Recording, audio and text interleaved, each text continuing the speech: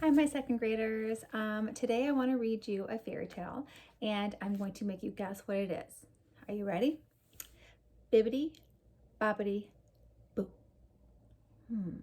What fairy tale has bibbidi bobbidi boo? You got it, Cinderella.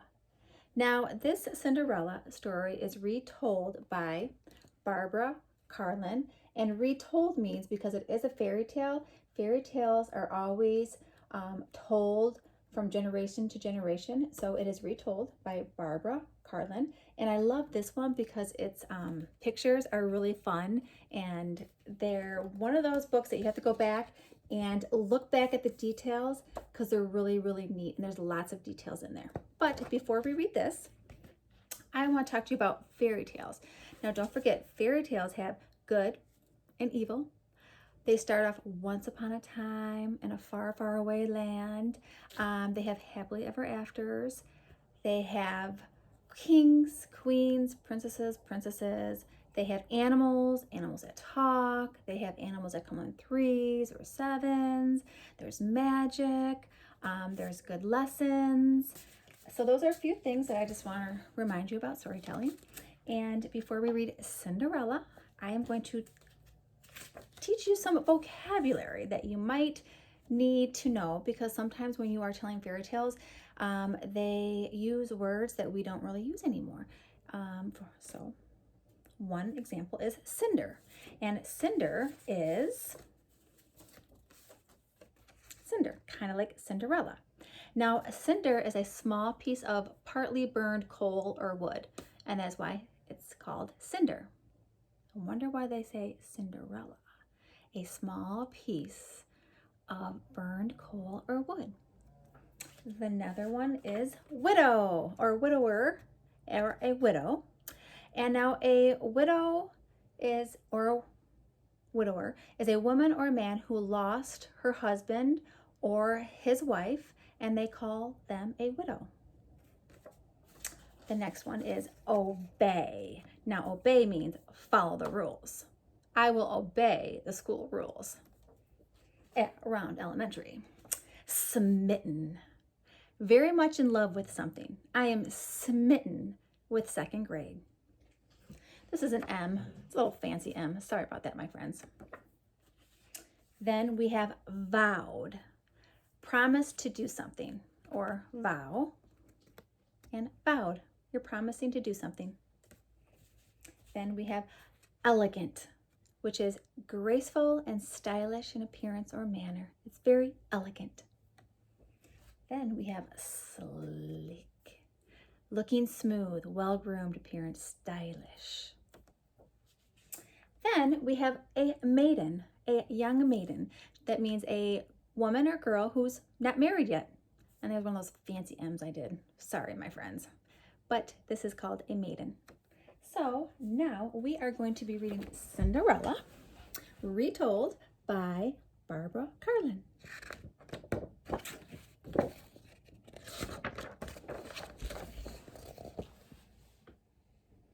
Once there was a widower with a kind and beautiful daughter. Life was sweet in their simple cottage until the widower decided to remarry.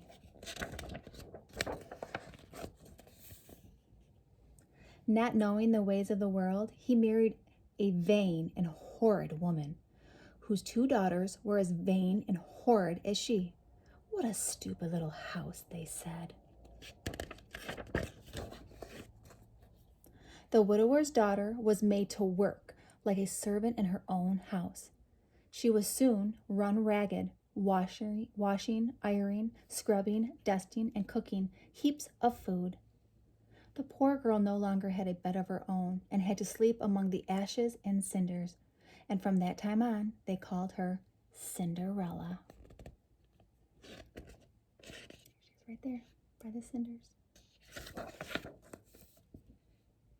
Now it happened that the king of the land had a handsome son. The king's greatest desire was to see his son married. He decided to give him a ball and invite all the fair maidens in the realm. When the king's messenger delivered the royal invitation, the dreadful sisters were overjoyed. Each was convinced that she would win the prince's favor. On the day of the ball, Cinderella was exhausted from trying to make her stepsisters look beautiful. "Wouldn't you like to go to the ball?" they said, teasing her cruelly. "Oh, yes," said Cinderella. "Don't be ridiculous," cried the stepsisters. "What would a wrenched mouse like you do at a fancy ball?" And they shrieked with laughter.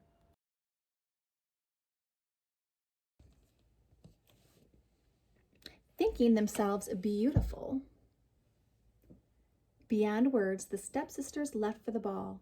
"Don't be lazy bones while we're away," they said to Cinderella, "and think about all the fun we will be having." After her stepsisters had gone, Cinderella went about her chores. As she worked, she wept bitterly. "You look so miserable, child," said a kind voice.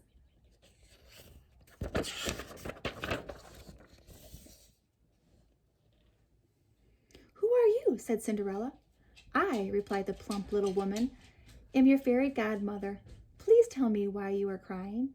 "I want so much to go to the ball," said Cinderella. "That should not be too difficult to arrange," said the fairy godmother. "But you must do as I say. First, fetch me a nice big pumpkin from the garden."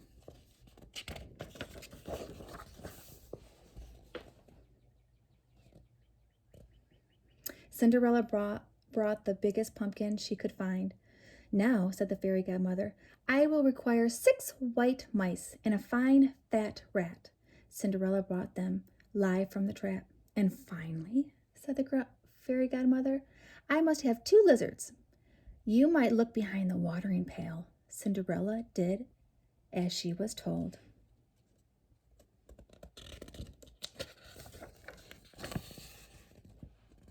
I just want to make sure you see the whole picture.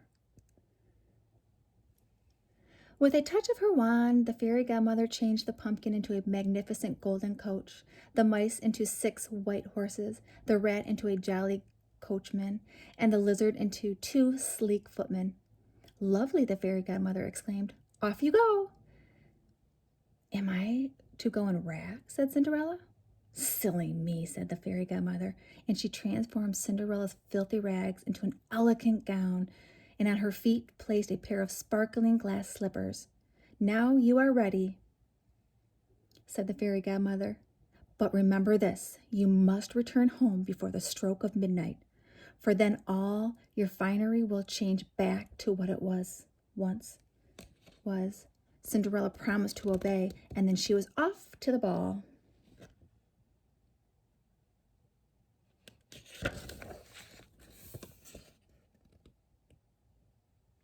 At the palace, the prince learned that an enchanting maiden had arrived, and he greeted herself.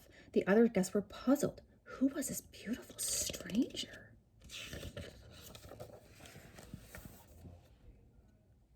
Completely smitten, the prince had eyes only for Cinderella. They danced every dance. Cinderella found herself deeply in love. She was so happy that she took no notice of the hour, and suddenly the clock began to strike 12. We know who they are.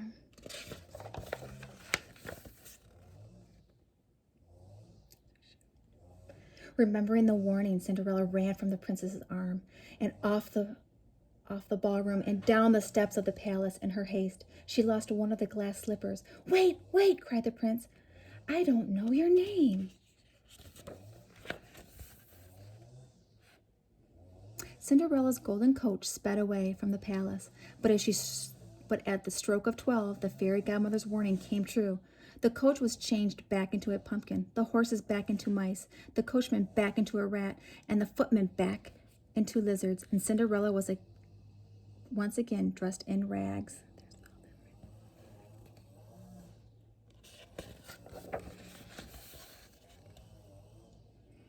Discovering the tiny glass slipper, the prince vowed to find and marry the beautiful stranger. He traveled the kingdom far and wide, trying the slipper on every maiden's foot, but it fit no one. Finally, he arrived at Cinderella's house. "Me first," cried the elder stepsister, extending her long, skinny foot. But she could manage to get only her toes into the slipper. "My turn," cried the younger stepsister, thrusting her pudgy foot at the prince. She pushed and shoved and grunted and groaned, but the slipper would not fit. May I try? Said Cinderella, stepping out of the shadows.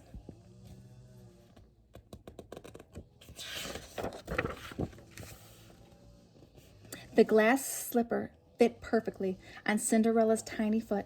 I have found my princess, cried the prince. We shall wed tomorrow. On the festive day, the kingdom rejoiced. Generous and forgiving, Cinderella moved her family into the palace and found a lord of the court for each of her stepsisters to marry.